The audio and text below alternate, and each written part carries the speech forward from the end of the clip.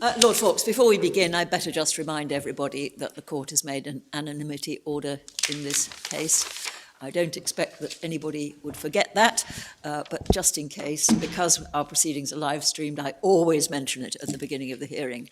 But I'm sure experienced counsel in the room will respect it. But others have not done in the past. So, thank you very much. There we go.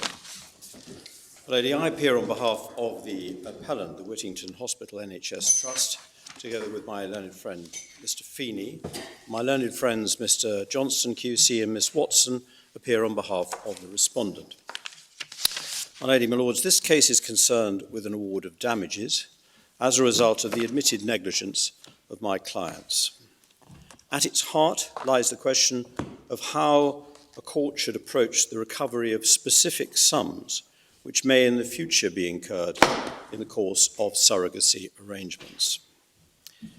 This is a very sad case. The respondent suffered from cervical cancer. My clients failed to detect it at an early stage despite smears and biopsies. And by the time they did so, it was necessary to treat her far more radically than would otherwise have been the case. The respondent delayed her treatment to enable the harvesting of eggs, which were then cryo-preserved, frozen, and she clearly wanted to maximize her chances of having a child or children using her own eggs if possible. Her treatment meant that she could not bear children herself, hence the search for alternative means of having a family. The trial before Sir Robert Nelson at first instance was on quantum only. His award included the costs of a United Kingdom surrogacy using the respondent's own eggs for the cost of, prospectively, 2 children. He did not award any damages in respect of potential UK surrogacy for 2 other children, which on his findings would only have been possible using donor eggs. He also declined to award the costs of commercial surrogacy, which the claimant said she wished to pursue in California. Sir Robert gave permission to the respondent to appeal against his judgment, and Lord Justice Hamblin gave the appellant's leave to appeal on the basis that the Court of Appeal should consider all the arguments in relation to the recoverability of the costs of surrogacy. The Court of Appeal held that the claimant could recover the costs of commercial surrogacy as a result of an arrangement she wanted to make in California. The court also concluded that there should be no difference in the approach a court took between a potential altruistic surrogacy, and I use the word because it's a word that seems to have been accepted, although it's by far from wholly satisfactory, involving donor eggs, and those which would involve a claimant's own eggs. Unlike Sir Robert Nelson, the Court of Appeal felt able to depart from a previous decision in the Court of Appeal, the case of Brady, and the case for the appellant is that they should not have done. The rival contentions before this court come down to these. The appellants submit that the claimant and others in her position should be entitled to an award of general damages for pain, suffering, and loss of amenity as a result of infertility, but not the cost of obtaining a child or children through surrogacy, whether that should be by way of altruistic or commercial surrogacy in the United Kingdom or from abroad. The appellants also submit that whatever view the court takes about altruistic surrogacy, there should be no award of damages in respect of commercial surrogacy, since such an award would be contrary to public policy. The respondent, on the other hand, submits that the Court of Appeal was right.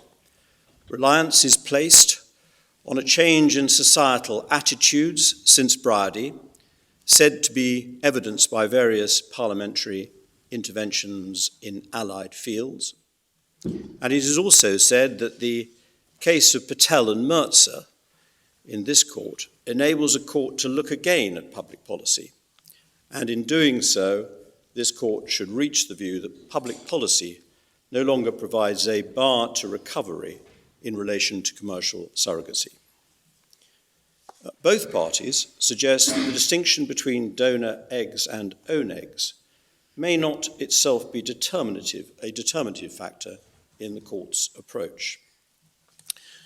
The court has a wealth of material on surrogacy before it, not least. You're going to explain that last observation. I am going to explain it. It's very much part of our argument. And, there is a distinction which we say... I can see an easy distinction, but no doubt. It is a distinction, and we say that the result is the same, but clearly the arguments are different, although they overlap.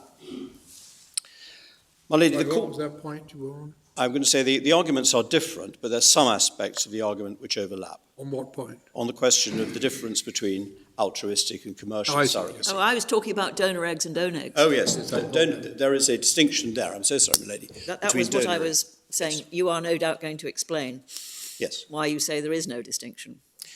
I'm not going to say there is no distinction. There's an important distinction. The question is whether the court's approach should vary according to whether they are donor eggs or own eggs.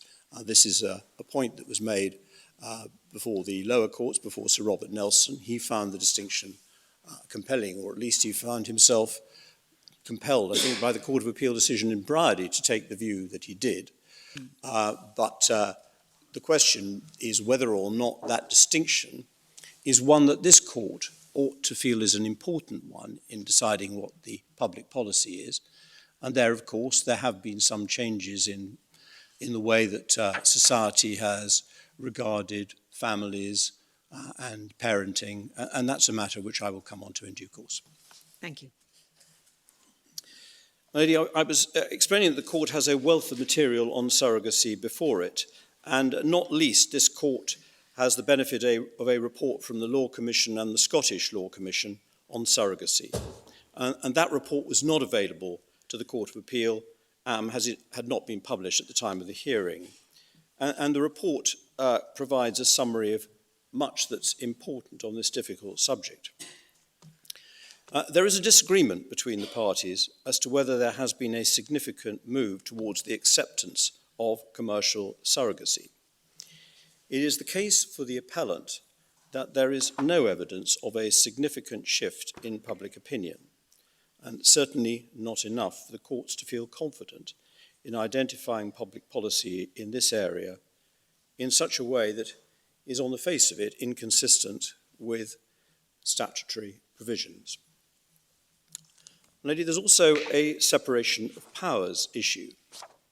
It is submitted that it is not for a court, even this court, to anticipate changes in the law, particularly where there is no indication that the law in relation to commercial surrogacy will change, and in any event, because the parliamentary process is much better suited to the resolution of the appropriate legal approach to matters where there is such a wide variety of views as there are in the case of surrogacy. Lady, my lords, the legal analysis of surrogacy has come before the courts in this country, principally in the context of parental orders, or before such orders became available in circumstances where an order for the adoption of children born through surrogacy needed the blessing of the court. Apart from Bridie and this case, we are not aware of any other reported or unreported case about an award of damages for the cost of surrogacy anywhere. The exception is a case, a decision of the courts of British Columbia called Wilhelmsen, a reference MS 407, to which I'm sure my learned friend will refer, although Sir Robert Nelson expressed the view that it was unlikely the courts would follow that decision. But the result of the lack of clear authority means that this court is presented with an almost novel challenge. It's worth looking, we submit, at what the judge at first instance awarded by way of damages in this case. May I take the court to MS 210.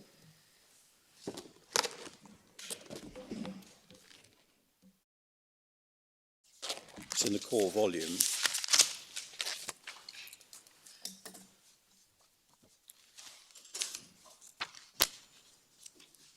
This is an extract from his judgment where there is a summary of the award that he made.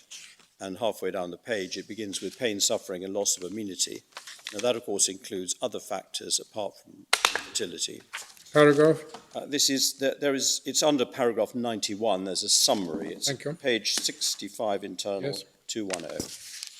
And then there's interest, past loss, future loss of earnings. And then there was a surrogacy award of 74,000. That was on the basis of two altruistic UK surrogacies. Then there are various medical treatments we see on that page. Going over the page, we see quite a lot of other prospective medical costs, and then the total of 580,618 and 52. Can I also take the court to Appendix 2, and this is MS 1447.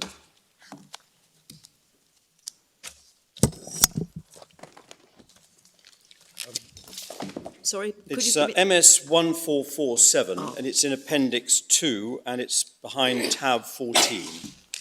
Now, the hard copies of Appendix 2 don't have the MS numbers or indeed tabs, but they do have P numbers at the bottom right-hand corner of the page. Oh, right. Well, I'm so sorry about that, my lord. Mine Page does. 3. It's page 3, as my Lord Kerr points out. Thank you. This is the summary, and it just indicates No, page various 3. scenarios. Page 3 is the index. Divide of 14. We don't have I dividers. don't have dividers. Oh, I'm so sorry. But I can see the divider 14 begins on page 148. I think perhaps I'll come back to that, if I may, once the numbering's been sorted out. So this schedule comes from where? This was a schedule of special damages I before. think we have got that have it now. folks. It's a schedule, and we simply draw attention to it because it shows that there are quite a number of claims, quite large claims, depending on various different scenarios. Often the case with these schedules, then there's a counter schedule, and then usually cases of this sort will settle without going to court, but plainly, not unreasonably, claimants will pitch their case as high as possible, sometimes promoting a compromise, in fact, usually promoting a compromise, and then sometimes the matter gets So this is a claimant schedule, is it? claimant schedule. So you're putting it away, but what are we supposed to look at here? What I wanted to show it to you for was simply so that you had an idea of the range of different scenarios which were relied on and the sort of losses which were claimed. It may be that the court is not wholly familiar with the way these cases are put before a judge. They are done in a big case, there is a schedule which will contain details of different heads of damage, loss of earnings, particular medical costs, costs of special accommodation and the like. And It's more or less like a Scott schedule. it's more or less. In personal injury dimension. Yeah. And there are competing schedules, as I understand it. Indeed, and there will be a counter schedule, which there is indeed in this case, and the judge is, in theory at least, assisted by the rival contentions before he or she comes to their view as to what the right answer is. The short point I really want to extract from this is that in a case, any case, a claimant will not unnaturally want to pitch their case as high as possible in the schedule, and I'll come back to that point when making submissions at the conclusion as to how that might be a feature of how a court will be asked to consider surrogacy costs in the future. In other words, and I can probably make the point now, if the Court of Appeal are right and a claimant has suffered from infertility, it seems probable that a solicitor will suggest, whatever the long-term plans a claimant may or may not have, that it would be worth including the costs of surrogate children, pitched perhaps at a maximum on the basis that some compromise or some finding of the judge may fall short of that. That's not unusual. I mean, in any personal injury claim, any medical negligence claim, people have to contemplate what their future is going to be. And it's part of the human condition, I suppose, that you look for the worst case scenario Yeah. and pitch your case accordingly.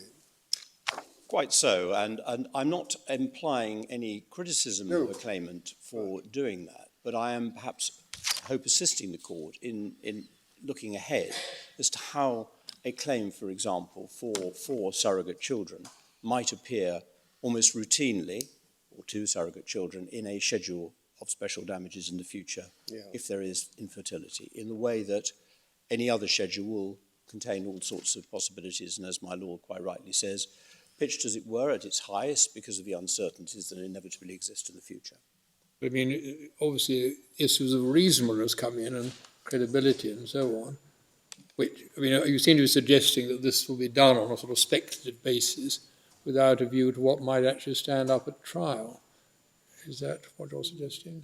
Of course, when parties get either closer to trial or when they meet for settlement negotiations or even round-table meetings or whatever venue is used in order to try and reach an achievement, they may well moderate what they're claiming, and they may well take into account what my lord says about reasonableness. A difficult word, of course, reasonableness, but they may attempt, as it were, to predict what a hypothetical judge might decide, depending on the strength of the evidence or the strength of the arguments. Now, how do we do that deal with that in this case? My point is really a short one. I'm not asking the court to deal with it at this stage. What I'm indicating is that if the Court of Appeal were right, and there will be a claim where there is a case of infertility, of future surrogacies, one can imagine that a schedule, just as there is a schedule here and in other cases, will necessarily contain, almost as a matter of routine, because a claimant may not know what they're long. But I mean, what are you asking us to do? Because there's a possibility that people in the future will overstate their claims, we should rule out even the potential. I'm asking you in due course to take that into account when I come to my submissions in the final analysis as to what the approach should be to surrogacy as a specific head of damage. One of the things that we'll also be interested in, surely, apart from the distinction between public policy and reasonableness in how one judges such claims, is what is the place of public policy in the award of personal injury damages? There is some law on that in other areas than this, and it would help us, I think, to be guided by both sides as to what the approach of the court should be to suggestions that a certain head of damages is contrary to public policy. I mean, I'm thinking of the mental health cases and the Grey and the South West Trains case, that sort of case. It's not quite illegality, it's a question of public policy. And we would want to be consistent with whatever principles there are to be gleaned from cases of the highest authority on that point. For the most part, Parliament has left the assessment of damages for personal injuries to the judges to develop by judge-made law. It will sometimes intervene, for example, in the Fatal Accidents Act, for example, in 1976, or, for example, when Parliament intervened to introduce periodical payments. These are important interventions. But in terms of approaching reasonableness on a case-by-case basis, for the most part, Parliament has not intervened. Although the Fatal Accidents Act does provide quite an interesting illustration of public policy, because it will perhaps rather amaze the court that until 1976, where a widow was seeking damages, and usually was a widow for the death of her husband in an industrial accident, a court would have to assess the prospects of remarriage of a widow. It doesn't amaze me at all. I've been around longer than you, Lord Faulkner. Well, anyway, it's 1976. Parliament intervened in answer to my lady's question. Parliament intervened to say that it should be disregarded in the assessment of damages. But that's an example of a relatively rare incursion into the assessment of damages by Parliament, although periodical payments are particularly important. But the courts will have to wrestle with some very difficult problems from time to time. And one, for example, that's going through the courts at the moment is how the courts approach the questions of accommodation, where there is a discount rate, a minus discount rate. It's before the Court of Appeal, I think in a few months' time, a very difficult calculation. Some of the calculations are easier, but of course Parliament also intervenes in the question of the discount rate. Wells and Wells, the decision in the House of Lords about how to approach matters, and then the Damages Act resulted in a decision by the Lord Chancellor as to what should be the discount rate. The Civil Liability Act, for example, was an intervention. But that's not the question I asked you, Lord Fawkes. I asked you what are the common law principles for the relevance of public policy in the assessment of personal injury damages? And can we gain any guidance from cases that are outside this particular area of loss of childbearing capacity?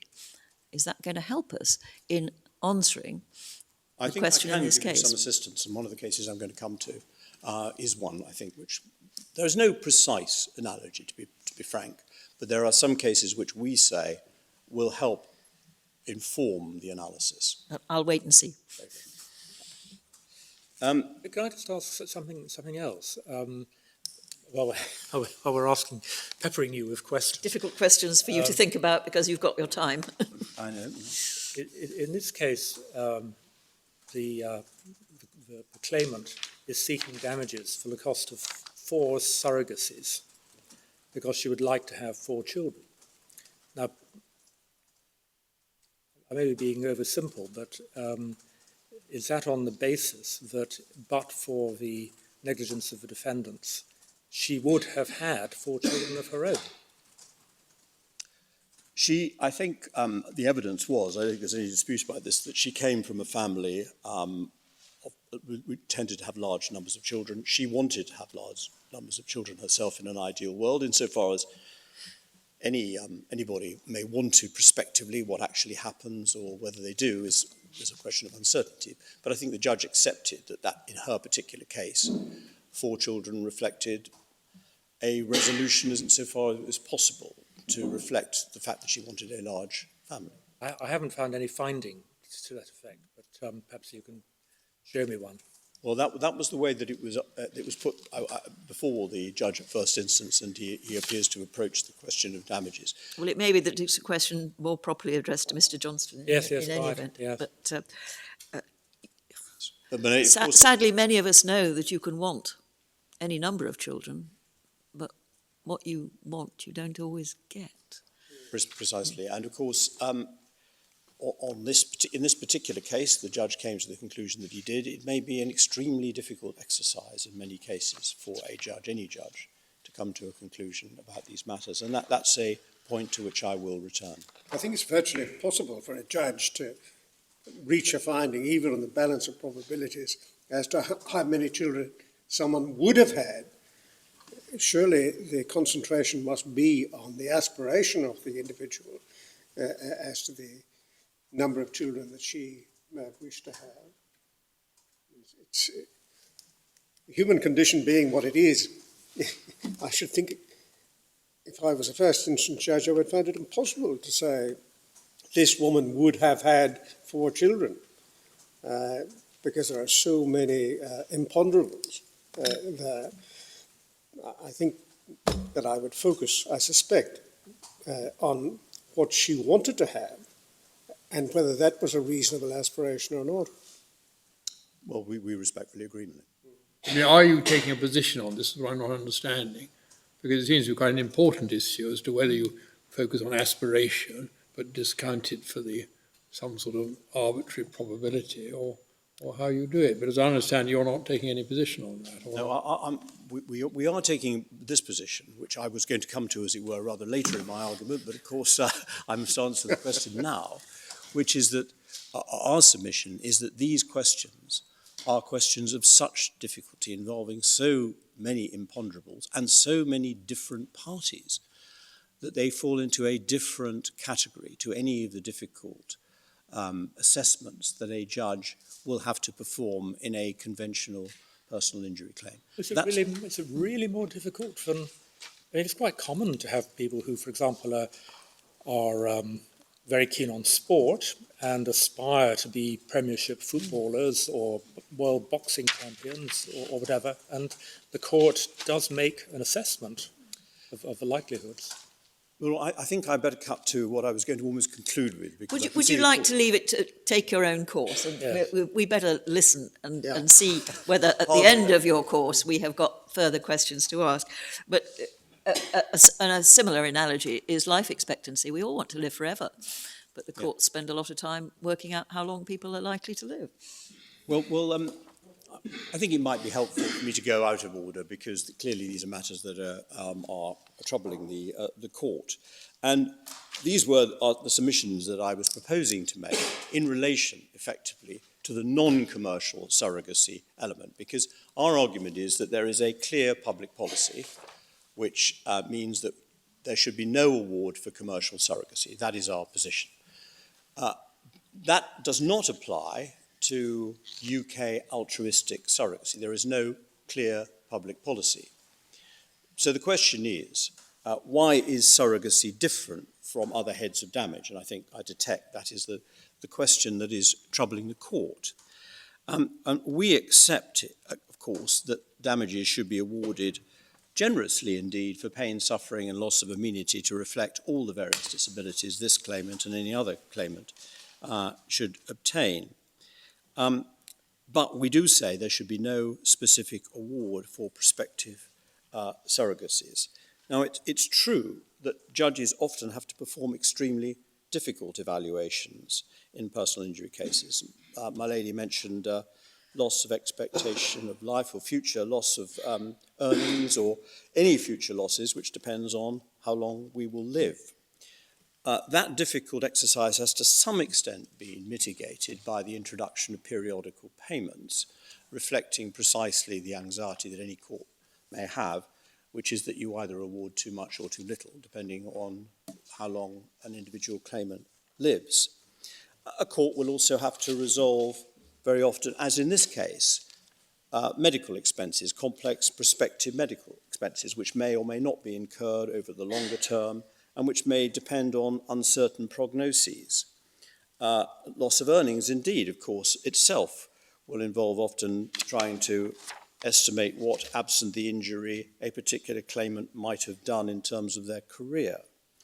Similarly, the cost of future therapies in a complex case, whether it's physiotherapy or other forms of therapy, speech therapy, and even specialised equipment. The court may be familiar with the sort of cases where there is a severely disabled claimant, when a court will have to consider whether or not specific wheelchairs, various other complex equipment to make their life more bearable should be the subject of an award. But our submission is that awarding a sum for prospective surrogacy expenses involves not just the claimants or a claimant, but of course others. In particular, it involves the surrogate mother, who may, although medical science appears to be developing on this, make some genetic contribution to the child that she bears on behalf of someone else. In addition to the surrogate mother, there may well be, and almost certainly will be, various intermediaries. And of course, fundamentally, there will be a child or children. A court will have to assess reasonableness. What is a reasonable number? Is it reasonable to go to the United States? Is it reasonable to go to a cheaper option in the Ukraine? Will a claimant change his or her mind? Do they really want children at all, or that number of children? Our submission is that loss of fertility is a huge blow to someone like the claimant. We don't in any way seek to detract from that. It may be less of a blow to others. And it must be remembered that infertility is not usually the result of clinical negligence, directly or indirectly. And whether those affected choose to remain childless or pursue other options is a matter for them, whether, for example, by IVF, whether by fostering or adoption, or even surrogacy, preeminently matters of individual choice. The surrogacy journey, whenever and however it is undertaken, is often difficult, fraught with difficulty and often disappointment, and as one judge described it, certainly no primrose path. And we submit that it is not like any other commercial or semi-commercial transaction. Infertility, in effect, means a lack of choice or a restriction of choice, namely to have your own children in the conventional way. We say, should not the law leave it to a claimant, as with anyone else who has problems with fertility, to pursue the option that they wish to pursue? There is no compensation awarded, so far as we're aware, for the costs, for example, of adoption. And it is well known that adoption can be itself difficult, and that many couples will often travel the world looking for children to adopt. Yes, we were thinking about that. Of course, if you're able to adopt in this country, it's not likely to cost you anything. But if you're not able to adopt in this country because of a shortage of the sort of children you want to adopt, well then it can become extremely costly. Indeed, and fraught with all sorts of uncertainty and difficulty, and indeed expensive. But if you have been rendered infertile by negligence and deserve compensation, why is the use of your own eggs and your own partner's sperm the next best thing? Why is it not the next best thing? Well, I'm sure that for many couples it is the next best thing.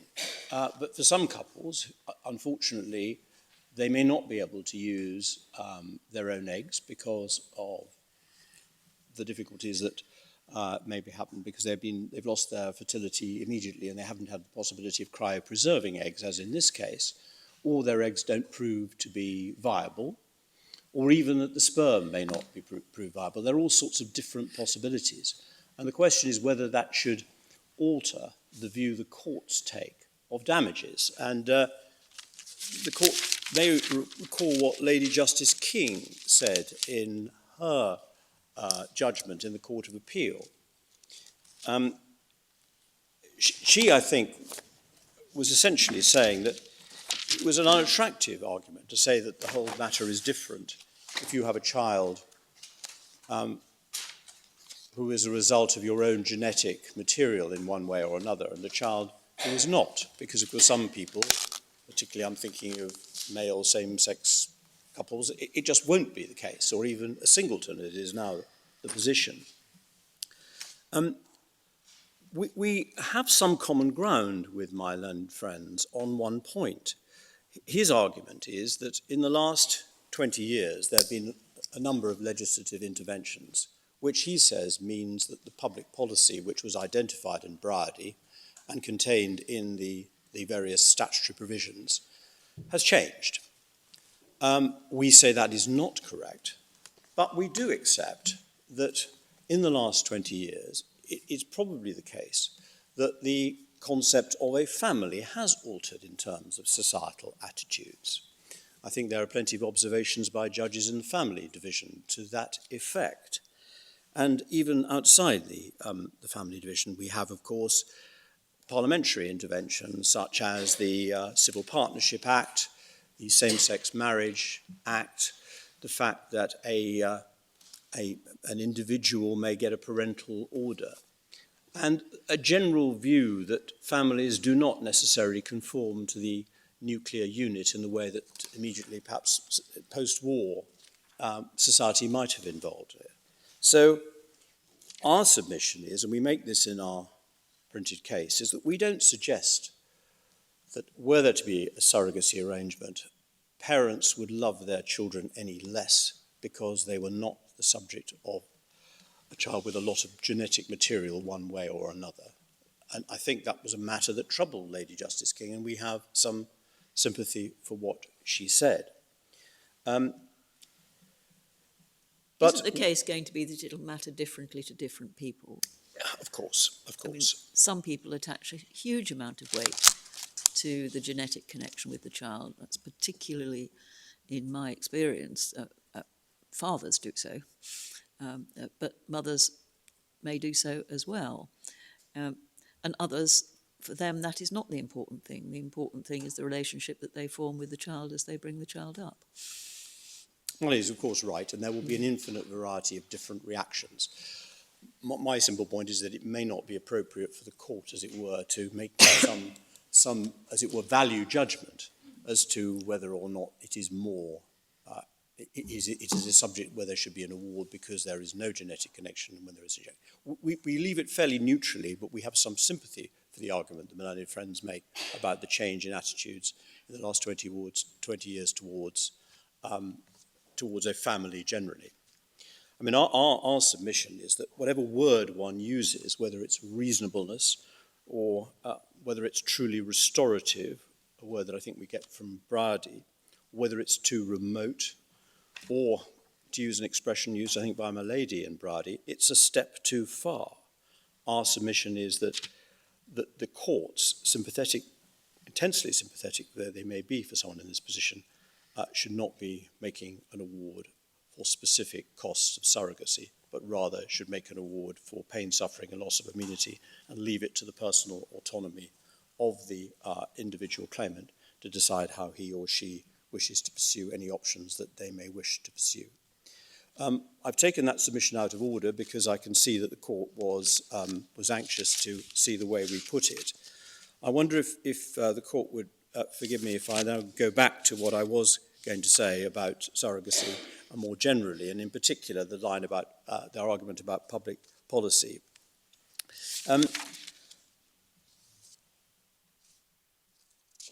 I indicated that the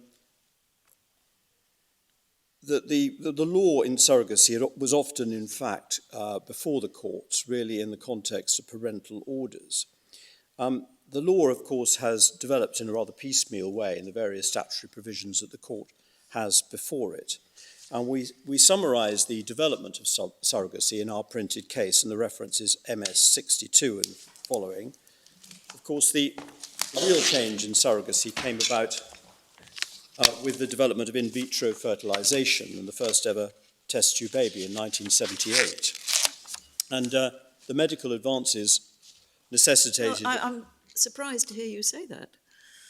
Well, we refer to surrogacy before that in a more traditional sense. We even go back to Genesis. It has a very long history. I mean, IVF is only relevant where it's impossible to use the... it's wanted to use the eggs of the commissioning mother. And a lot of surrogacy, even before the development of IVF, was using the eggs of the surrogate, but the sperm of the commissioning father. So obviously the development of IVF made it possible to have a wider range of types of surrogacy, but it didn't really make surrogacy possible. That's always been possible, as I think you point out, goes back to Genesis. It has indeed been possible, as we point out in our case. But we do nevertheless say that it made a significant difference. And indeed, it made a significant difference to the extent that it was thought that there should be some review of the legalities of the medical advances, and we refer to the Warnock Committee and the Brazier Review. The Warnock Committee was very strongly against not for commercial and not-for-profit surrogacy agents and suggested criminal sanctions of all those involved, with the exception of the surrogate and the intended parents. That was quite an important exception, which is still reflected in the legislation to this day. And it was there to avoid the child being given the taint of criminality. The Brazier Review, 14 years after Warnock Committee, suggested limited payments to surrogates, but only insofar as they reflected genuine expenses. Now, I think it's right to say that Dame Mary Warnock slightly changed her view after taking a pretty hard line against surrogacy, and my learned friend refers to that in his printed case. And so surrogacy today is the potential solution for those who, for a number of reasons, are unable or unwilling to gestate a fetus to term or deliver a healthy baby, and potentially commissioning or intended parents, or indeed a parent, can now include opposite-sex couples, whether married or not, same-sex couples of either gender or single men and women. Although surrogacy has increased, The data does not show this to be very significant. The figures that Surrogacy UK obtained from the Ministry of Justice was indicated from parental order information, showed the total numbers have remained relatively steady in the past few years. The largest recorded figure was 407 in 2016. And of these, the proportion of overseas arrangements increases, but is still a relatively modest proportion. But it's not. Have we any reason to suppose that the numbers of parental orders bear any relation to the actual practice of surrogacy? I would be very deeply suspicious about that. Your Ladyship anticipates my very next Oh, point. I'm so sorry. Which is that this data is not particularly reliable. No. And indeed, there is an argument that there ought to be some much more satisfactory system, if it's possible, so that we do know the full range of surrogacy. But I entirely agree with my lady.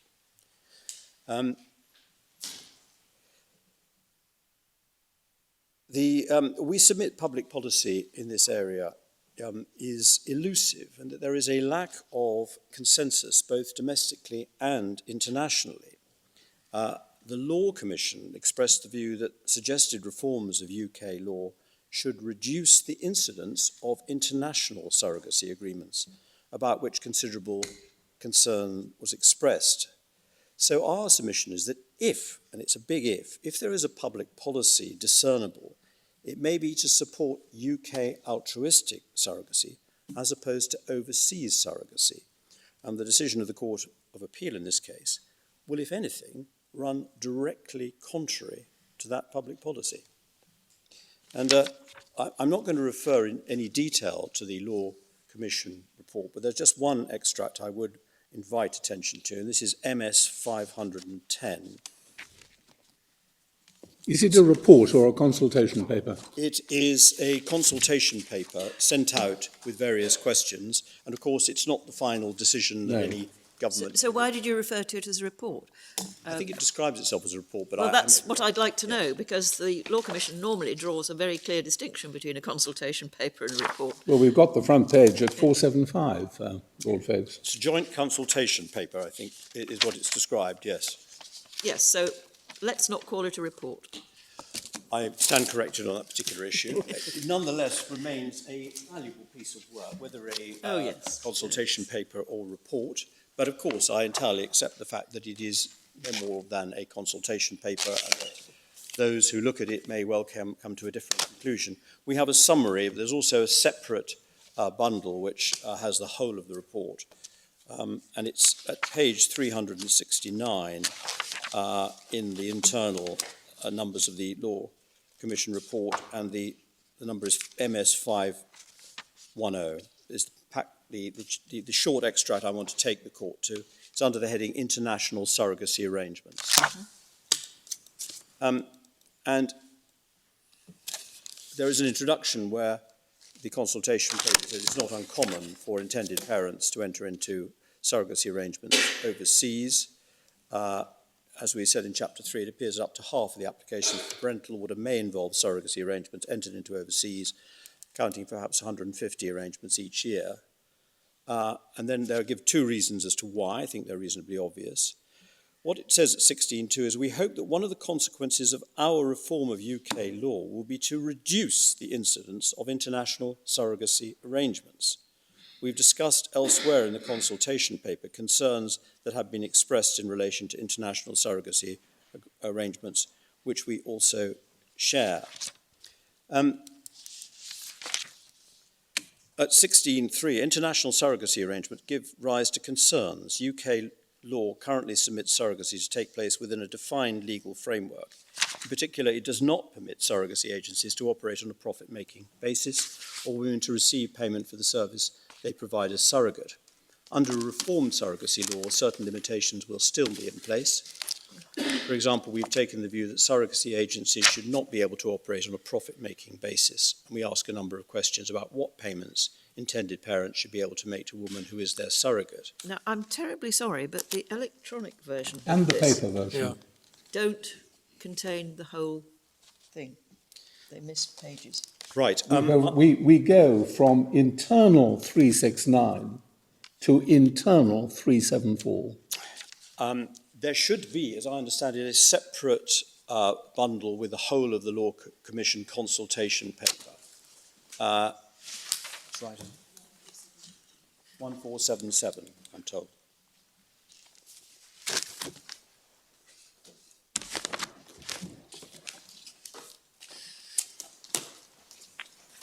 Perhaps I can come back to that and after the short adjournment when I've clarified what the number is, and I can make the point, as it were, without the internal page numbers for the court's reference is at 369 and 370. Yes, but that's of no use to us if we don't have those pages. I think 1477 on electronic is indeed the beginning of the Yes, consultation. that certainly was the reference that I had. Yes, well, let's see whether it's got every page. Here's 1477.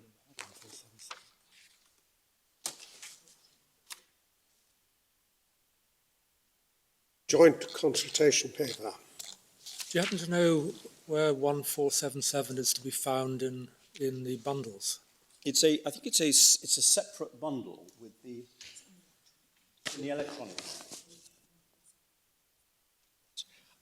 I think I'm going to have to come back to this. I don't want to detain the court any further, and there seems to be some confusing. I think my Lord Kerr has the same numbering that I have, which is chapter 16. There are 2 pages in which it summarises helpfully the position that the Law Commission provisionally take in our consultation paper towards international surrogacy. It does look as if from 1477 electronically we've got the whole thing, Yes. which is very useful. 1871 is internal 369. Well, thank you. And I think that that is a useful passage because it shows what the consultation, at least, was suggesting should be the right approach to these matters. Of course, that may not be the final conclusion that is reached. The problem If after the short adjournment you could provide a paper copy of, I think it was 370 you were reading. Yes. Has been omitted from the bundle, I will That would provide cover a it. copy of 370, if I may, to the court in the short adjournment. if you would. Are you leaving the Law Commission report? I think now? I am, because I'm anxious not to take the court to something it doesn't have in front of it. I can come back to it. I if think necessary. we've all got 490, and if you'd be prepared very briefly to go to that in the Law Commission report. Forgive me, the consultation paper, it's paragraph 5.93 on 490. Yeah. Have you got that? Yes, Wait. I have the whole report, of course, but Paragraph 5.93. Sorry, this is in the paper. Oh, I'll have to try and find it. MS 490.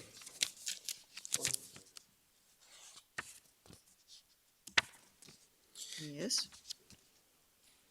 yes. I just wondered whether the Law Commission paper saying, as a result, it can be said that English law, as developed through the jurisprudence of the High Court in the 30 years since the Warnock Report, does not view commercial surrogacy as an intrinsic wrong, presented any problem for your central argument. Sorry, could you just give the paragraph number, because then we 5.93. 5.9. It's on 490.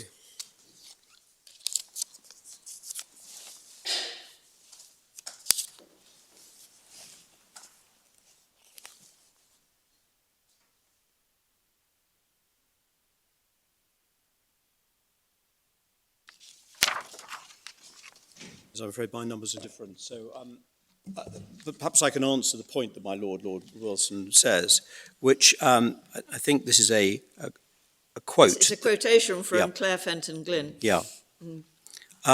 It may or may not regard commercial surrogacy as an intrinsic wrong, but of course Parliament has, for example, in the Surrogacy Act 1985, made it quite clear that they are unenforceable. And there has been no indication in the consultation paper, or indeed, for example, in the document produced by Surrogacy UK, for any enthusiasm to change the position in relation to commercial surrogacy. And there are, we submit, good reasons for that. We set them out in some detail in one of the attachments to our printed case. We don't submit there's anything really in terms of the substance of the consultation paper which in any way supports a change in the law in relation to commercial surrogacy. I've no doubt that there are some people who do take that view, but they appear to be very much in the minority. And our point is simply this court may personally have all sorts of views about commercial surrogacy, but where we're looking in the realms of public policy, our respectful submission is the court should be very careful about treading in an area where there is no clear consensus and where, insofar as it's discernible, the public policy is against commercial surrogacy. Thank you very much. Let me turn, if I may, to a case, namely the case of Bryody, which we can find at MS 240, Authorities Volume 1, Tab 9.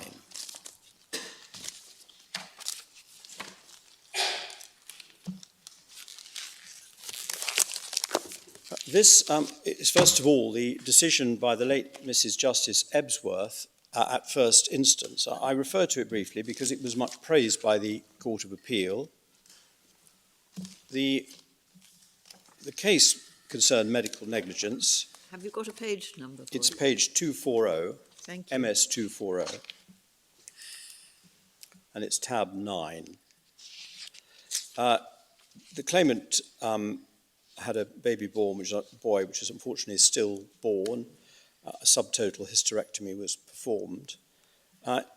She wanted to have a surrogate using her own eggs, pursuant to a contract she entered into in California, governed by Californian law. Because of her age, it was considered pretty unlikely this was going to be possible. And the court held, looking at the holding, the issues for the court were, one, was the claim in law sustainable when factually the defendant was being asked to fund a treatment with the best and minimal chance of success, and two, and this is important for our purposes, was it contrary to public policy? And the judge held on any view the claimant sought an award of damages to acquire a child by methods which did not comply with that law. It was one thing for the court retrospectively to sanction breaches of statute in the interests of an existing child, and that's, of course, a reference to the parental order approach to these matters. It was quite another to award damages to enable such an unenforceable, unlawful contract to be entered into. Can I take the court to MS 256? In the middle of the page, Mrs. Justice Ebsworth said this: Miss Brydy's case in law is that the defendants, by their negligence, have deprived her of the childbearing capacity, and that since compensatory damages should, so far as it is possible, put her in the position she would have been in without the loss of her baby and her childbearing capacity, the defendants are liable to pay for her assisted attempts to have a child. It is argued that it makes no difference to the principle that she may be unable to have a child which is genetically linked to her. Surrogacy, argues Mr. Hone, is not unlawful in England, and there is therefore no public policy objection to it as a head of damage. So that's an argument that was being raised then, and it's an argument which featured again in the Court of Appeal in this particular case.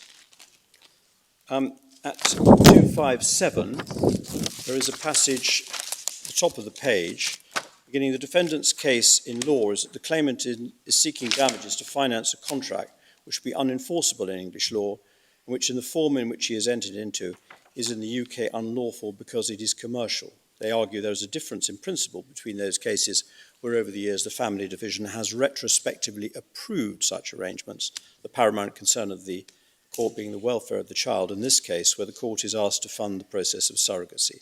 The defendants argue that to require them to fund the creation and effective sale of life in this ward is contrary to public policy and goes beyond the acceptable ambit of an award of damages. Ms. Smith described it as the ultimate commodification of human life. That expression finds its way into a lot of the literature about this, those that oppose commercial surrogacy in all sorts of contexts. And then at page 259,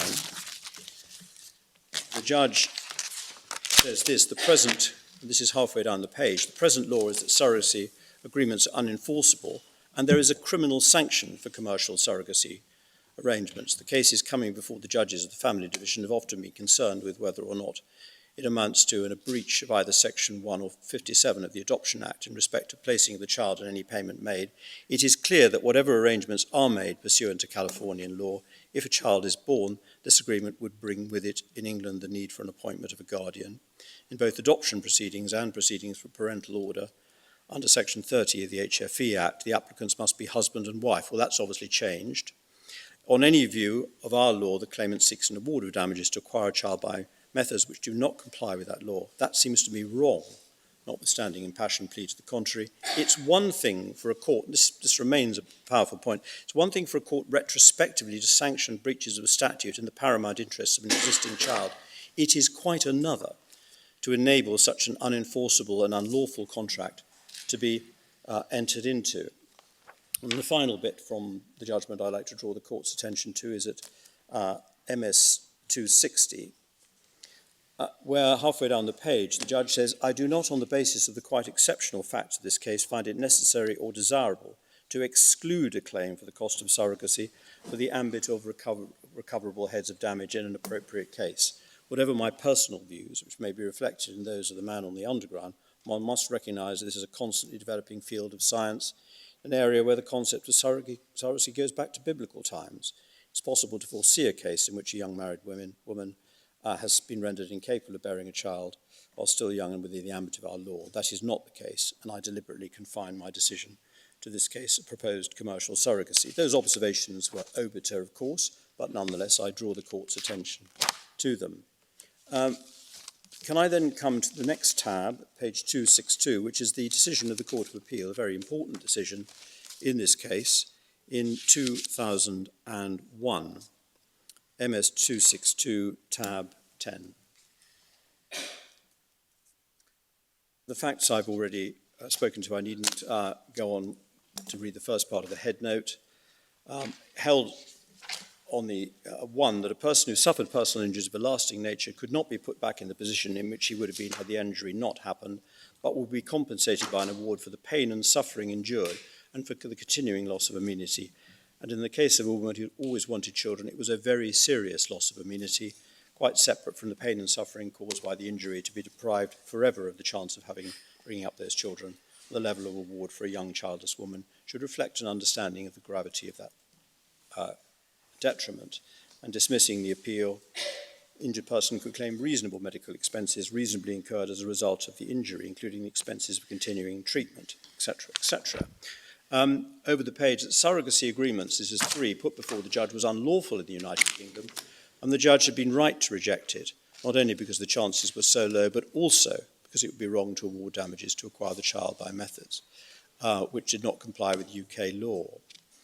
And assemble an attempt by a claimant who was sterilised as a result of the defendant's negligence to have a child through a surrogacy arrangement which used her own eggs and which conformed to English law would not be contrary to public policy, but there would have to be a reasonable chance of a child being achieved as a result of it to be reasonable to require the defendants to fund it. Query whether to be reasonable reparation had to produce not only a child to rear but also a child who is a product both of the claimant's own genes and her own womb. Can I take the court to MS 267? I simply want to record the fact, if I may, to the court, that the argument that we mount today before this court was the same argument that was before the Court of Appeal in Bridie, which we see recorded at letter G. In this court, however, the defendant invites us to remove that limitation, and that's a reference to what Mrs. Justice Ebsworth said obiter, to remove that limitation and hold that damages for surrogacy are never recoverable. And I think what that means is damages for the cost of surrogacy as opposed to damages for pain, suffering and loss of amenity, which of course we accept is a subject appropriately of an award. There's a very helpful passage at MS 268 when my lady summarises the English law on surrogacy, and I don't wish to read all that out. Some of it is reflected in our printed case anyway. There have been some changes to which I'll come to later, but by and large, in the important respects we submit, it remains the same. At letter G, my lady records, no surrogacy arrangement is enforceable by or against any of the persons making it. That's an important point because, of course, the criminal aspect of this excludes the commissioning parents and the surrogate. But anyone else involved in an agreement does actually commit a criminal offence. And I'll be coming to that shortly, but in fact, even a solicitor who drew up an agreement would be committing a criminal offence. So that the public policy is clearly against commercial surrogacy, and that still remains the position. Then at little I, the point is made, if the child is handed over in accordance with the arrangement, the court may be prepared retrospectively to authorise, under the Adoption Act, any payment made to the surrogate mother and grant an adoption order which would otherwise be prohibited. And there's that's reference to a decision of Mr. Justice Leahy, which is at MS 613. I don't think I'm going to have time to take the court to it, but it's a very useful analysis of the problems of surrogacy. A child being presented to the court, whether it's under this provision or under the subsequent parental orders, and coming unsurprisingly to the conclusion that the welfare of the child is overwhelmingly in favour of there being a parental order, notwithstanding that a scrutiny of the expenses may lead one to think that they are probably rather more than what would be regarded as expenses in the normal situation. Lady Justice Hale says at paragraph 11, 270, these provisions, referring to the provisions, do not indicate that surrogacy as such is contrary to public policy. They tend to indicate the issue is a difficult one, upon which opinions are divided, so that it be wise to tread with caution. This is borne out in the official publications which have considered the matter. If there is a trend, it is towards acceptance and regulation as a last resort, rather than towards prohibition. And my lady then summarised the approach of the various committees. And then paragraph 14, this is still on MS 270, my lady said this, thus while there is general agreement that commercial agency and advertising should be banned, that surrogacy for convenience or social rather than medical reasons is unacceptable, and that the agreement should be unenforceable, there is little discernible consensus on anything else. Lord Winston's view, and he was one of the witnesses who was called at first instance, a well-known expert on this, was that opinion was turning against surrogacy, and that was certainly his experience. But if anything, the tone of other publications would be more sympathetic. We don't argue that either one view or another is right. We simply say there is a division of views on this. And then my lady referred at paragraph 15 over the page, elsewhere in the world, opinion is even more divided. There are some jurisdictions where surrogacy is banned altogether, others where the surrogate mother is not even regarded as the mother of the child. And then just below letter B, my lady says this, if so, I have no difficulty in agreeing with the judge that the proposals put to her were contrary to the public policy of this country, clearly established in legislation, and that it would be quite unreasonable to expect a defendant to fund it. My lady helpfully at paragraph 18 was talking about personal injuries and the approach of the courts, and said when someone has suffered personal injuries of a lasting nature, this is the foot of the page, 271, they cannot be put back in the position in which they would have been had the injury not happened. They are compensated by an award for the pain and suffering they have endured and for the continuing loss of immunity in their lives. In the case of a woman who has always wanted children, to be deprived forever of the chance of having to bring up those children is a very serious loss of immunity, quite separate from the pain and suffering caused by the injury. The levels of awards for young childless women should reflect an understanding of how grave a detriment this is, and we entirely accept that. And then an injured person can also claim reasonable medical expenses. And then in one of those interventions by Parliament, although it is actually a controversial provision, in 1948, the Law Reform Personal Injuries Act, Section 2.4, referred to a particular provision following shortly after the establishment of the National Health System. But there was an example of Parliament intervening. Sometimes such expenses are simply the continuing treatment required by continuing consequences of a permanent injury, sometimes to restore the claimant which has been lost. The award was for substantial cost, that's referring to one particular case, in an attempt to restore the sight of a child who'd been blinded in a school chemistry lesson. I was a governor of that school. That's why I knew about the case. Yes, well, I'm grateful for that. If the treatment had been successful or is likely to be successful in future, such an award should have a corresponding impact upon the loss of amenity. And then there's a reference to awards for IVF fall into this category, and there's a reference to Biles.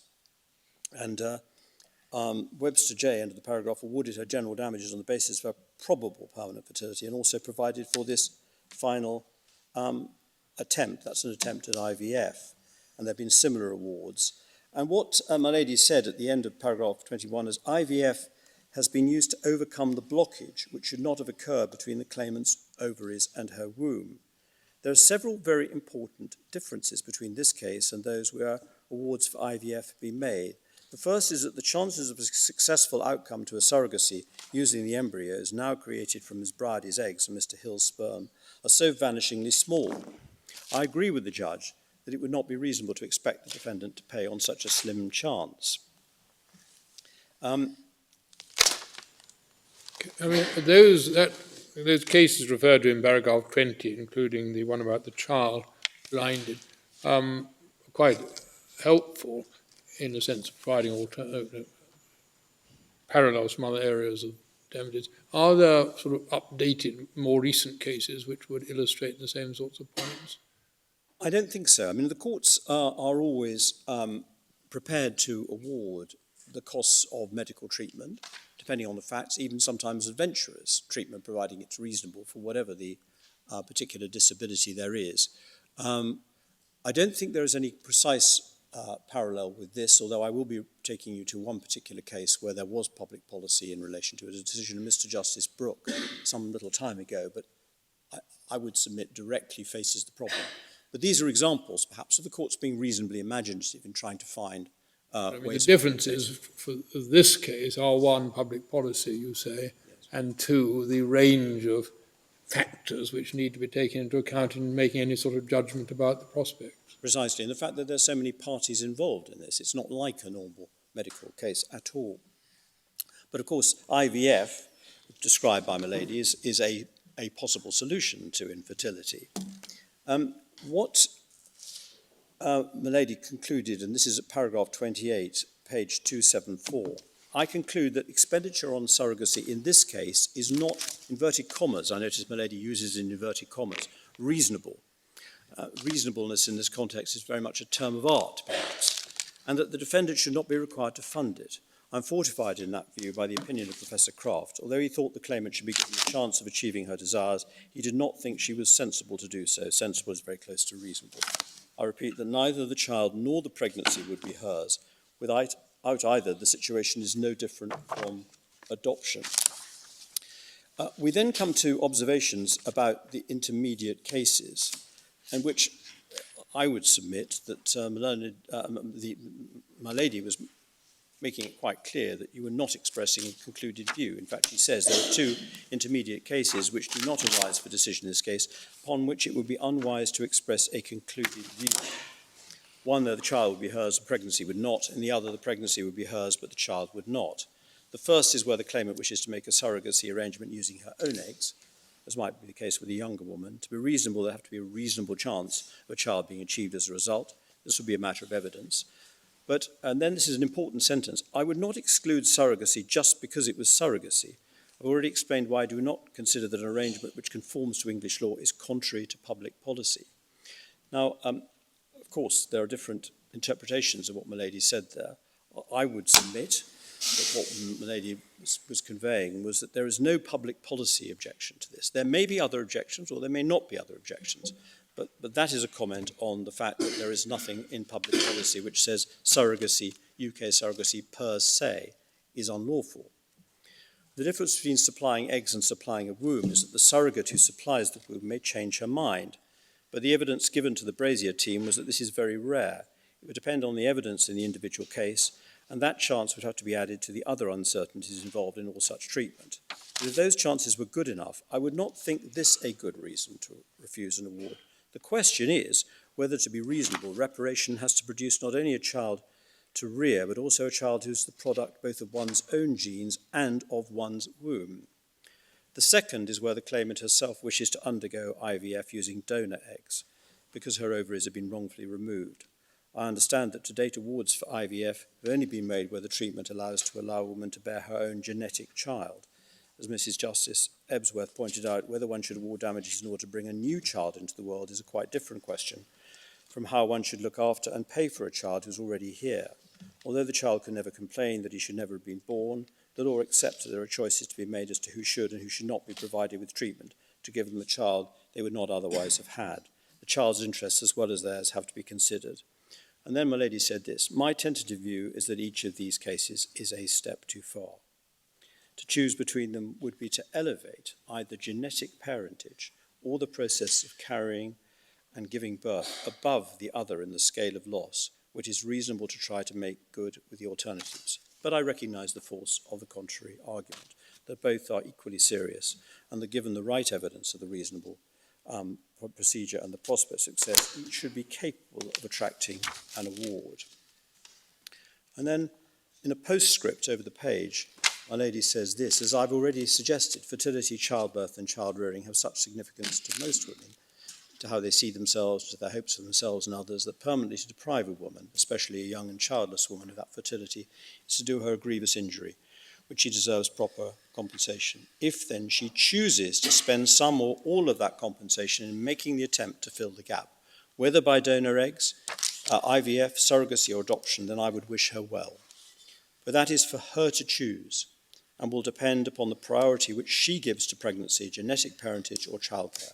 That is a separate matter from whether the defendant should be required to fund the required speculative expenditure on top of the award of damages for loss of amenity.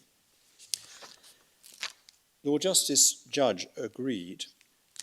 He said at paragraph 39, this is the only part of his judgment I refer to, on the evidence and arguments deployed before her, this judgment was unassailable in this court. The claim was irretrievably flawed in two respects.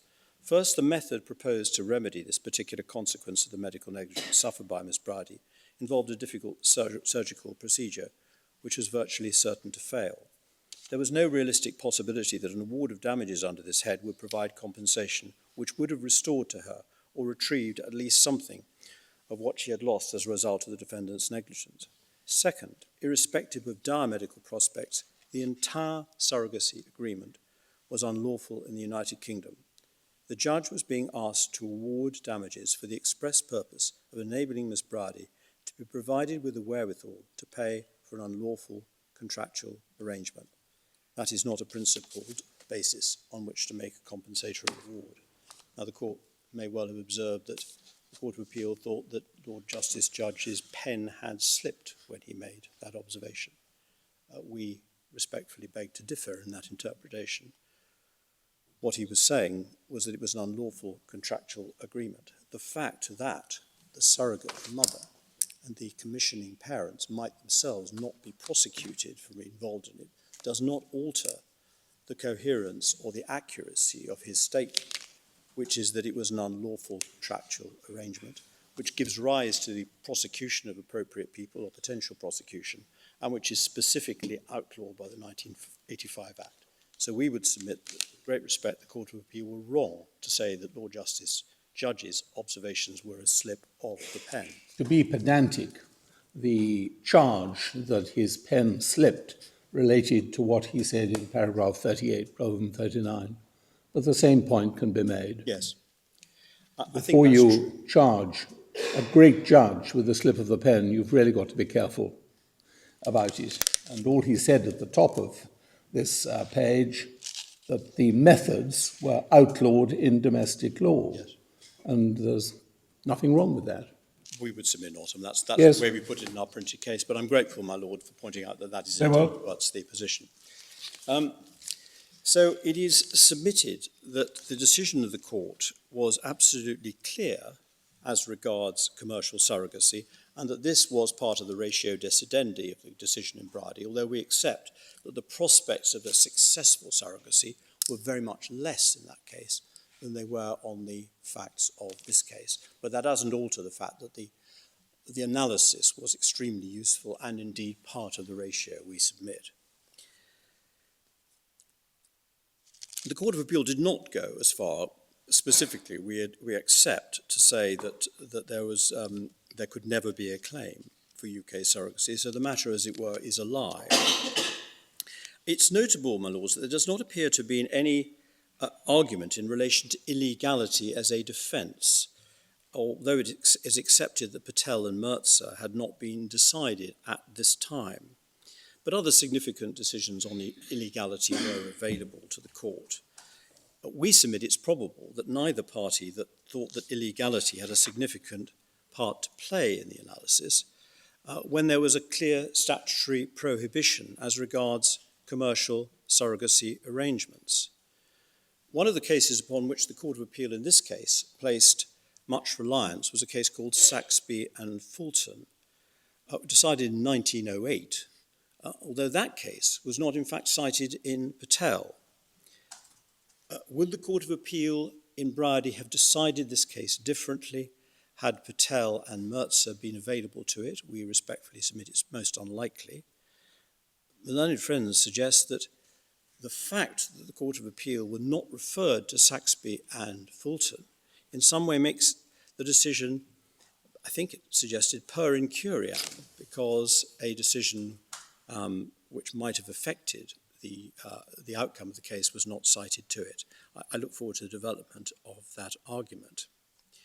But quite apart from the decision in Patel and Mirza, reliance is placed on changes in societal attitudes towards surrogacy since Briety. We set out these significant events in our printed case in the core volume at MS 67.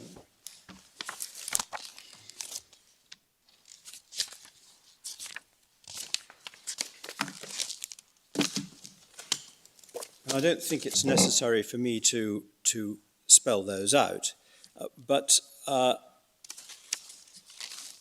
apart from the Civil Partnership Same-Sex Couples Act, there was an amendment to the Surrogacy Arrangements Act, which meant that non-profit-making bodies could negotiate or facilitate a surrogacy arrangement for a fee, and they could advertise.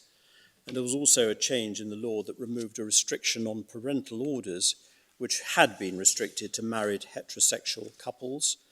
And indeed, there's even been in 2019 a provision whereby a parental order can be made in favour of a single person of either sex. That was, I think, as a result of the Human Rights Act. But our submission is that none of these legislative interventions have had any effect on the fundamental principle that commercial surrogacy arrangements are unlawful, and that any commercial surrogacy arrangement is unenforceable in this country. And the proposals put before Sir Robert Nelson, as were the proposals put before the courts in Brady, were contrary to public policy, or as Lord Justice Judge described them and helpfully drawn to our attention by Lord Wilson, outlawed in domestic law. And nothing in the Law Commission's report or in the report of the Surrogacy UK evinces any enthusiasm for the legalisation of commercial surrogacy arrangements. So there is certainly no evidence, and certainly no clear evidence, that there has been a shift in attitude. Indeed, attitude... Well, do you submit, therefore, that the outlawing of commercial surrogacy in this country settles the question of public policy? But what about commercial surrogacy outside this country? I mean, what is the foundation for the public policy against commercial surrogacy, which isn't outlawed by the law of this country? Well, my Lord anticipates where my argument is about to go. Of course, that's an entirely... Take your own course, then. But this case was to do with a Californian surrogacy arrangement. It was. So that the Brady was to do with Californian surrogacy. Of course, there are commercial surrogacy arrangements elsewhere in the world. I think Ukraine, Georgia are particularly well known. India at one stage was a popular place to go, although their legislation is now against it altogether. First of all, they had a ban of those from abroad seeking surrogacy. There is now going through the upper house in India a bill which is going to outlaw surrogacy entirely if the bill goes through. So there's a change in attitude in India. I just wondering if on certainly Lord Justice Judge's approach, if public opinion has anything to do with it, he's focusing on the legislation, and his concern seems to be essentially a lack of coherence if one arm of the state, namely the courts, support activities which another arm of the state, the legislature, has said are unlawful. Indeed, and that's why I indicated that there was a separation of powers issue effectively here. And our submission is that really Patel and Mirza doesn't actually help in this particular case. I will deal briefly with that, and I'll certainly endeavour to answer the question posed by my Lord Kerr about the question of whether it is legal, as it were, to go abroad, not legal here.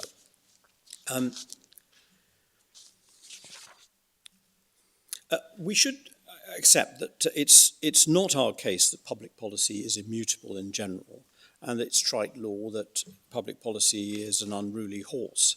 But where Parliament is seized of the issue, in answer to my Lord Reid, and has legislated on more than one occasion, it's inappropriate, we respectfully submit, for the courts to arrogate to themselves the task of changing the law. And it is indeed the Law Commission's view in the consultation paper that this was a matter for Parliament. We refer in our printed case to the well-known case of Nicklinson, which I know that many members of the court are very familiar with.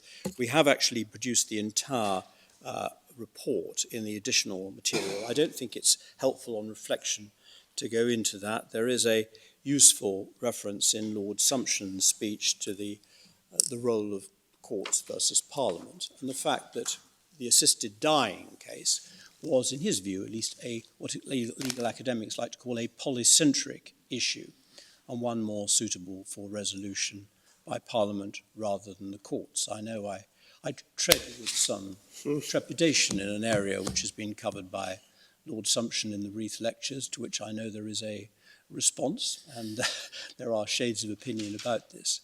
We nonetheless submit that there is force in the fact that there are many different opinions, for example, about assisted dying. Without wishing to give evidence, I was the minister when there was a debate on Lord Faulkner's bill.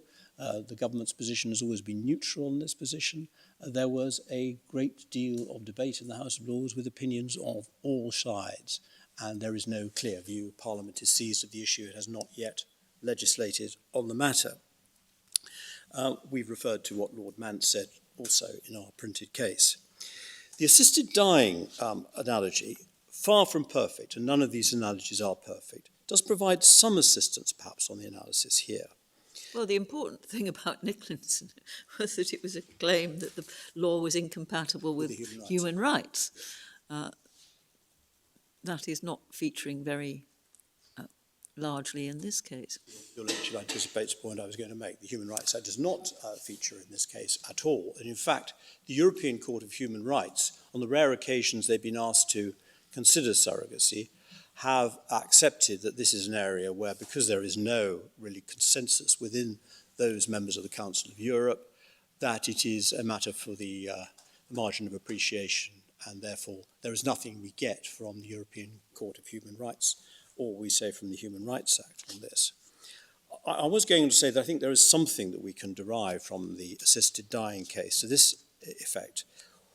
Were a tortfeasor to harm a claimant to such an extent that they were physically damaged and profoundly depressed and suicidal, but lacked the ability to kill themselves, is it conceivable that a court, although assisted dying is unlawful in this country at the moment, would award that claimant damages or prospectively going to dignitas with all the expense that that involves? And that would be part of the schedule of special damages. We submit that's a clear case of Parliament has spoken, public policy is represented, at least for the time being, in relation to assisted dying, and the courts would not or should not make an award in those circumstances. There is some assistance on the point that I was asked earlier. In a decision of Mr. Justice Brooke, as he then was, in a case in 1991, which we can find in the bundle of supplemental authorities, which we submitted last week. This is MS 1992.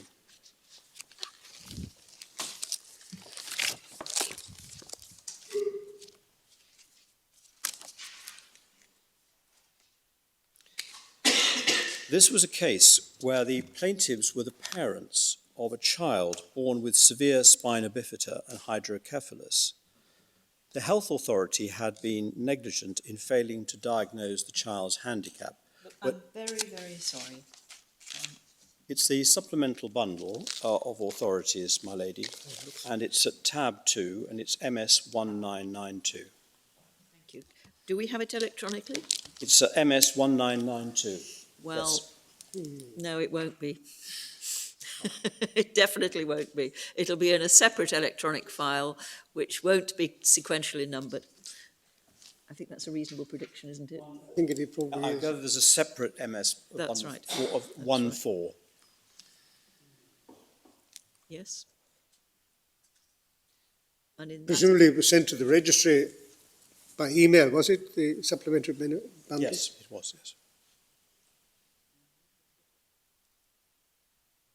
never mind, we'll get on. Does the court have it? Well, it should have been loaded onto our machines, but it hasn't. I think it was sent on the Thursday, the 12th. Well, I'm sorry about the It's not- lateness of the it's arrival. not- Oh, well, I've These got things happen in every case. I'm just waiting for whenever it's going to happen. It's funny enough, the last case I did, it didn't happen, but Yeah. it does have to happen sometimes, I accept. Which case is It's it? the case of Rance, R-A-N-C-E. Yes. And it was a case in 1990, before Mr. Justice Brooke, as he then was. And I was saying the plaintiffs were the parents of a child born with spina bifida and hydrocephalus. The health authority had been negligent in failing to diagnose the child's handicap when a fetus of about 26 weeks. The claim was that but for their negligence, the mother would have had an abortion and damages were claimed not only for pain and suffering, but also for the costs of raising and caring for the child. Mr. Justice Brooke had held that since the theoretical abortion would have been against the law, he felt unable to award any damages. And if I could, for the moment, just stick to the page numbers in the report itself. It's at page 626 of the report.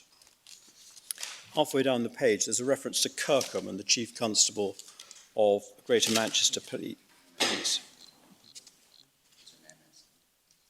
MS 2031 in my version, but he refers, Mr. Justice Brooke, to a particularly helpful passage from Lord Justice Bingham in the case of Saunders and Edwards, which perhaps encapsulates what one might find in Patel and Mertzer, where issues of illegality are raised.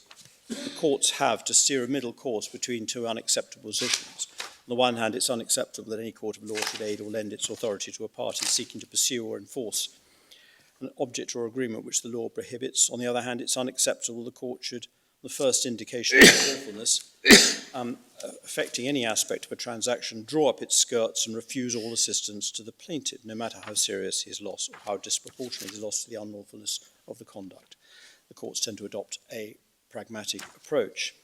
Now, counsel for the plaintiffs submitted there was, at the relevant time, doctors and surgeons would have been willing to perform an abortion at 27 weeks, that's 1 week after the 26 weeks, in the reasonable belief that it was lawful, that it would not have been an affront to the public conscience if they had, that no jury would have convicted them, and that his clients would not have known that what they were doing was or might be contrary to the criminal law. He submitted there were therefore no public policy grounds for denying the plaintiffs relief. He thought these were founded on an uncertain premise. He then reviewed various cases, and can I take the court down to what is the bottom of 627 in the report, just above letter G, referred to various cases, and said, although I've said this line of authority is not directly in point, I derive from it indirectly the proposition that it is ultimately a question of policy, whether the courts will be willing to compensate claimants if they have been deprived wrongfully of an opportunity, if the only benefit they could have been deprived from that opportunity, if it had been available to them, would have accrued to them through their participation in a criminal offence. When the postulated criminal offence is hypothetical and not something which has actually happened, I do not consider that concepts of affronts to the public conscience provides an all-exclusive test if what is being hypothesised would clearly involve the pursuit of an object which the law prohibits. He then goes on to say, I have no difficulty, this is over the page, in detecting in the Act of 1929 a policy decision by Parliament that the sanctity of the lives of children capable of being born alive is to be respected by the law, even if a fetus being born alive has no directly enforceable rights itself. I also have no difficulty including that in 1967 Parliament did not intend to change that policy when it made major changes in the law in relation to abortions. In 1929, Parliament declared that policy by making it a felony to cause such a child to die before it had an existence independent of its mother. If the defendant's intent was to destroy the life of the child, my judgment is for the courts to give effect to that policy. The issues in this case, are not concerned with the avoidance of stamp duty or West German import tax. They're concerned with the sanctity of human life. And the plaintiffs could not have put their lost opportunity to benefit without breaking a law which reflected the policy of Parliament, that potential human life at that stage of gestation was to be treated as inviolable, except in the circumstances expressly recognised in the Act. In my judgment, once the court was satisfied, the plaintiffs could only have turned their lost opportunity to value by terminating the life of a child, or the balance of probability was capable of being born alive. It would be the duty of the court on policy grounds to deny them relief, the present case, etc., etc. So we say there is some analogy there. The court was looking at the policy, which Mr. Justice Brooke determined from looking at the Acts of Parliament, notwithstanding the fact that there was evidence that there would be doctors who would perform an abortion after the 26 weeks, and they wouldn't be committing a criminal offence. He felt constrained by the statutory provisions to decide that he could not award damages on the basis of a hypothetical abortion which would have been contrary to public policy. So there is an analogy we submit on this case. I suppose the point being made here is that the courts shouldn't be, as Bingham put it, promoting or countenancing an object which Parliament has condemned. And I was thinking about the Great and South West train situation. Again, it might be said that the basic problem is incoherence. If the criminal courts have said the appropriate response is to punish the person and sentence them to a period of imprisonment or something of that kind, for the civil courts to say the appropriate response is to compensate the person financially for the consequences of what he has done, there's a lack of coherence, which brings the law into disrepute. Well, precisely, my lord, and that's a point that we do get from Patel and Mirza, which I'm going to turn to now, which does, of course, itself refer to Grey and Thames. It's Thames trains, yes. Yeah. Thames trains, yes. Grey and Thames trains. And this, the Patel and Mirza case is at MS 280, Appeal Bundle Authorities, Volume 1. It's tab 11. I think the case will be fairly familiar to the court, but I'm not going to go through the entire range of views expressed by the Supreme Court, interesting though they are. And for my purposes, I'm simply prepared to refer you to the head note. My own friend might want to go deeper into these. Of course, the facts are important to bear in mind. The claimant paid a large sum of money to the defendant. He was going to bet on some insider dealing. That was obviously contrary to the law, Section 52 of the Criminal Justice Act. And in the event the agreement could not be carried out because the expected inside information was not forthcoming. So he paid over the sum, nothing actually happened, and he wanted his money back. And the defendant said, no, since it was illegal, you can't have it back. And the court, in a very thorough examination of all the various strands of law in relation to illegality, held that the money could be returned. And we see in the head note that the law reporter helpfully summed up two policy reasons for the common law doctrine of illegality as defence to a civil claim are that, one, a person should not be allowed to profit from his own wrongdoing, and two, that the law should be coherent and not self-defeating. I'm not sure that one really has much to do with the facts of this case, but two, the coherence, and the point made by my Lord Reid does have some relevance. The essential rationale of the doctrine is that it would be contrary to the public interest to enforce a claim if to do so would be harmful to the integrity of the legal system, or possibly certain aspects of public morality. The rule that a party to an illegal agreement can not enforce a claim against the other party to the agreement, he has to rely on his own illegal conduct in order to establish the claim, does not satisfy requirements of coherence and integrity of the legal system, should not be followed. So, nonetheless, a court should assess whether the public interest will be harmed by enforcement of the illegal agreement, which requires it to consider the underlying purpose of the prohibition, any other relevant public policy, and whether denial of the claim would be a proportionate response. Now, in one could paraphrase the detailed analysis in this case by saying, why shouldn't the claimant get his or her money back? Does public policy, when one really examines it, really demand that he should not? And we've set out our arguments at MS 75. Our submission is that this is a very different case. It isn't to do with money had and received. Yes, there is a reference to Grey and Thames trains, and which is a tort case, but by and large it's to do with money had and received or money paid over for consideration which has failed. And clearly there should be a consistency in the way the court approaches contract and tort claims. But the case which I would like to take you to, which the Court of Appeal, perhaps slightly surprisingly, described as, and I use the words, of closest interest, is a case called Saxby and Fulton, which is MS 379 behind tab 14. As with Patel, very different facts. Mr. Brooke and Mr. Saxby are described in the case as having been intimate friends. They regularly went to Monte Carlo in the spring. They settled their accounts on return to England. Brooke had used most of the money advanced to him by Saxby on the tables. It looks like the trips in 1905 and 1906 were not particularly successful, and a balance of £4,000 was owed by Mr. Saxby when unfortunately Mr. Brooke died. He had been paying interest on the sum owing on the outstanding monies. And can I take you now to the head note of Saxby and Fulton?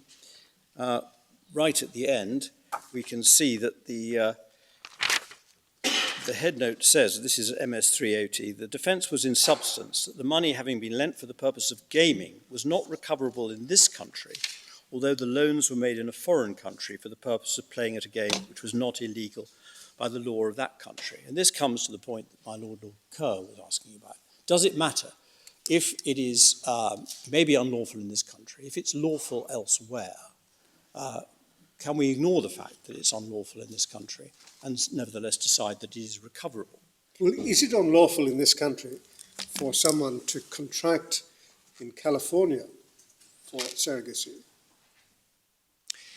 It's not contrary to the law of this country for them to enter into a contract. It would not be enforceable in this country. And the question is, does public policy, consistent with the way we should, I respectfully submit, approach public policy, say that the court should award damages on the basis of a contract which would have been unlawful in this country, but is lawful in California? Well, unenforceable in this country, but perfectly enforceable and perfectly lawful by the law of California. But as is pointed out in an article in the Law Quarterly Review, there are quite a lot of things that are unlawful in this country which are lawful elsewhere. The question is whether we should nonetheless decide it's appropriate to award damages in a way that is consistent with what is public policy here. And there are differences of view. This case... But it's on the question of the reach of public policy Yes.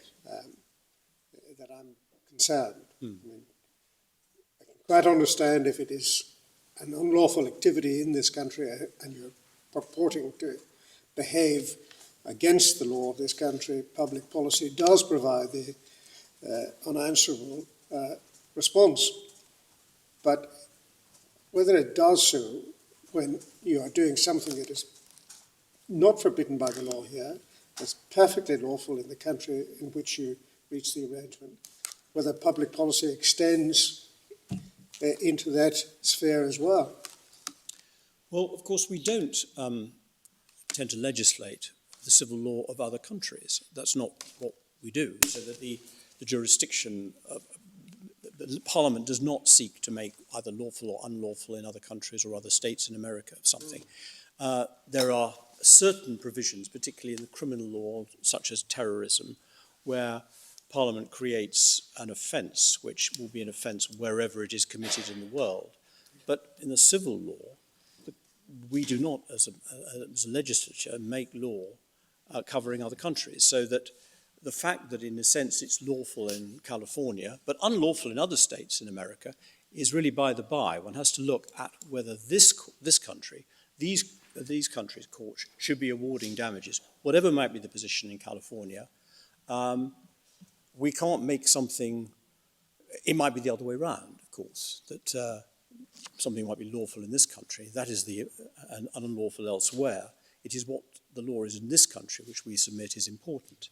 But this case gives some succor, so my learned friends say, to their argument, to the contrary argument. But the question is how far it does in fact go and whether it rather turns on its own facts. We submit it very much does. It's quite a long way, obviously, on the facts from this particular case. If we go to MS 390, we see the judgment of Bourne-Williams, Lord Justice Bourne-Williams, and he quotes from a particular judgment of Lord Lyndhurst in a case called Quarrier and Colston, where gambling debts contracted in this country, as well as the securities given for them, are void and cannot be recovered. But money won at play or lent for the purpose of gambling in a country where the games in question are not illegal may be recovered in the courts of this country. And that appears to have influenced the Court of Appeal. And then, if we go to the opposite page, MS 390, about 6 lines down, the judgment of Lord Lyndhurst proceeds. Another part of the debt consisted, as stated in the answer, of money lent to the testator when he was playing at the public tables in Baden-Baden and other places in Germany, which money was employed by him in gaming at such public places. What ground is there for saying that this cannot be recovered? First, it does not appear what the games were, or whether they would have been illegal in England. The last words do not appear, as roulette is forbidden in this country. And then it goes on to describe what the approach of the courts is to gambling. And the answer is that there is no absolute prohibition on gambling, or there wasn't at the time, in this country. There were various discrete legislative interventions which made certain aspects in relation of gambling to be unlawful. So if I take you to 395, Lord Justice Williams was saying at the bottom of the page, I start with the proposition that common law, there is nothing to prevent a person who has won money at gaming from bringing an action to recover and recovering the amount so won. Yeah, it was the Gaming Act in 1845, wasn't it? Yes, and there have been quite a lot of interventions at various stages in the question of gaming.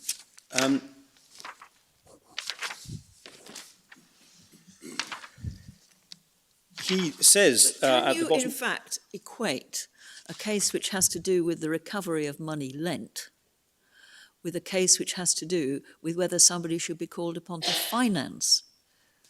We say absolutely not, which is why we submit this case is not considerable assistance. Sorry, Since- have I taken you ahead of yourself? No, you Yes, you did. encapsulated what I was stumbling towards, I think. The judgment of Lord Justice Buckley, which we see at MS 398, says, paragraph 2, two propositions lie at the root of this case. The first is the contract of loan was made in Monte Carlo. This money was advanced for a purpose which at that place is legal. The second, which is cardinal import, is that by the common law of England, gaming and wagering are not per se illegal. Well, there is a distinction there between this case. And then at the bottom of the page, coming then to the question of public policy, I cannot see that it's contrary to public policy for the English courts to recognise a debt contracted for the purposes of wagering abroad in a place where such wagering was illegal. And then, taking a broad view on betting and gambling, he says over the page, just at the end of that first paragraph, but betting or gaming contract in a country where betting or gaming is recognised by the law cannot be said to be contrary to an essential principles of morality or justice. And there was a reference in Lord Justice Buckley judgment to the fact that, I'm going to page 231, MS 402, towards the bottom of the page, he says, there is no doubt that generally by the law of England, when a contract is made abroad in a civilised country, so I don't know whether he's restricting his observations to countries like Monte Carlo. Hopefully we can avoid patronising comments like that. Where it is held to be a lawful contract, the contract is held to be governed by the lex loci contractus. It's enforceable in personam in the contracts of this country. And then he goes on to say at 232, towards the bottom of the page, I entirely agree, this is Kennedy, LJ, with Lord Justice Buckley, the borrowing and lending of money for the purpose of gaming is neither immoral nor unlawful at common law. It suggests that morality in advancing is evidence so far as to create a public policy by statute, which had passed for the purpose of making some gambling transactions unlawful. But the answer is that these statutes really show that the policy of the legislature is to deal in a disciplinary fashion, i.e. making various interventions, which certainly particular manifestations of the gambling spirit, and do not establish a public policy which is contravened by any contraction. So what we submit is that there wasn't obviously any reason why he shouldn't get his money back here. And the fact that there were certain restrictions on gambling in this country did not provide a sufficient reason for there not to be recovery, although we do submit returns rather on its own facts. I'm now going to turn with some hesitation to two brief cases in our supplementary bundle of authorities. It might be helpful if there is actually a bundle, a physical bundle, if I could possibly ask the court to look at that rather than to get into confusion with MS numbers. Could I just ask, before we get to it, you said earlier that it would be unlawful for the claimant's solicitor to make the arrangements for her, even if the arrangements were in California. And is that because the Act bites on acts done in the UK which are furthering or... There's a reference, I'll give you the reference that you call reference to that particular comment in the Law Commission's consultation paper, making that very point. Yes, so... You could remind me to do that. Yes. Yeah. So that would be just if the solicitor was drawing up the contract in this country. Yeah. But if he was drawing it up in California, that wouldn't be a problem. I'm sure the Californian attorneys wouldn't be breaking any law here, of course. Yeah. So the case is an even older one. It's called Roussillon. Once again, quite colourful facts. This is at tab 3. This is a young man who was being schooled in Champagne, in Epernay. And the question was whether he could work elsewhere in England because his contract contained provisions which were in restraint of trade. We can see it was a decision of Mr. Justice Fry. I wouldn't be referring to an 1880 case normally, but first of all, it's plainly in conflict with other cases, but it has been cited with approval later, although not, interestingly, in Patel and Mercer. The head note says, if an agreement, this is halfway down, agreement contrary to the policy of the English law is entered into a country by the law of which it is valid, an English court will not enforce it. The relevant passage is at 369, and I can go straight to that before moving on, where Mr. Justice Fry said this: "Before leaving this part of the case, I wish to refer to two other points raised by Mr. Cookson because they were fully argued by him. He has insisted that even if the contract was void by the law of England as against public policy, yet inasmuch as the contract was made in France, it must be good here, because the law of France knows no such principle as that by which unreasonable contracts in restraint of trade are held to be void in this country. It appears to me, however, plain on general principles that this court will not enforce a contract against the public policy of this country wherever it may be made. It seems to me absurd to suppose that the courts of this country should enforce a contract which they consider to be against the public policy simply because it happens to be made somewhere else." Now, we submit that's really a very clear statement, the fact that an agreement would not be enforceable is a strong indication that there should not be an award in this particular case. And can I go back to tab 1 to an Israel Discount Bank of New York? It's at MS 11981, but probably I'll stick to the tab. This was a case about a guarantee, and the bank was seeking to get the money back under a guarantee. One of the defendants was very young, and the allegation was that he'd been entered into the guarantee as a result of undue influence. It was a point that could have been taken in New York, but in fact it wasn't taken for various tactical reasons, and they did take the point in the United Kingdom. And there was a problem about whether they should have taken it, and there was a discussion about the question of unlawfulness both here and abroad.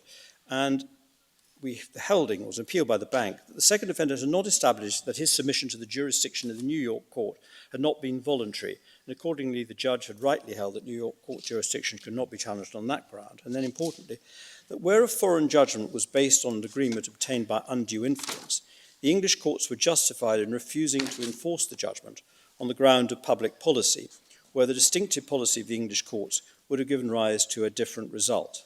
But that the law of New York in relation to undue influence, in the absence of evidence to the contrary, had to be assumed to be the same as English law. And since the defendant had deliberately refrained from raising the defence, the court he was not entitled to take the point now. And accordingly, since the only triable issue is a question of law, the Court of Appeal was justified in interfering with the judge's discretion. And the relevant passage for our purposes is at internal number. It's the judgment of Lord Justice Stevenson. It's at 142 in the report, at the bottom of the page. He says this: "On public policy, I regret that I have to differ from the judge, my regret tempered by the hesitation which he expressed on deciding this point. There is authority for holding that it would be contrary to public policy for our courts to enforce a judgment based on a transaction which may have been tainted by undue influence." And he then refers to Roussillon and a case called In re McCartney and Kaufman and Gerson. And he says, just above letter H, "I do not doubt that an agreement obtained by undue influence, like an agreement obtained by duress or coercion, may be treated by our courts as invalidating a foreign judgment based upon the agreement, or as a ground for not enforcing it as contrary to the distinctive public policy of this country. We have to assume that the original guarantee and its jurisdiction clause were arguably so obtained, presumably by the bank or with the bank's connivance or knowledge, though not that the agreement to take part in the New York action was arguably so obtained. But what is plain here is in those cases to which we referred, the public policy involved was that what English courts considered to be the distinctive public policy of this country. And it was only because the law of practice of the foreign country, Malta or France or Germany, differed from that policy that the question of the validity of the contract of the judgment was raised in the courts of this country. It was out of those conflict that those cases arose. In other words, they didn't think there was any conflict because they could have taken the point in New York, and they didn't take the point. They tried to take it in England. But the overall point of law, which I extract from Roussillon on that, is that public policy in appropriate circumstances where it's clear does mean that the courts will not enforce an agreement and a fortiori, the court should not award damages as was the case by the Court of Appeal here. Is that sounding like a convenient moment? It could be a convenient moment. It's entirely up to you if you want to go on and use the next 4 minutes. I think I will take that as an invitation, and I'm happy to conclude my submissions at this stage for a little more to come, but not much more to come. Very well. Well, we'll adjourn now, and if you're content, we'll resume at 2 o'clock. Thank you.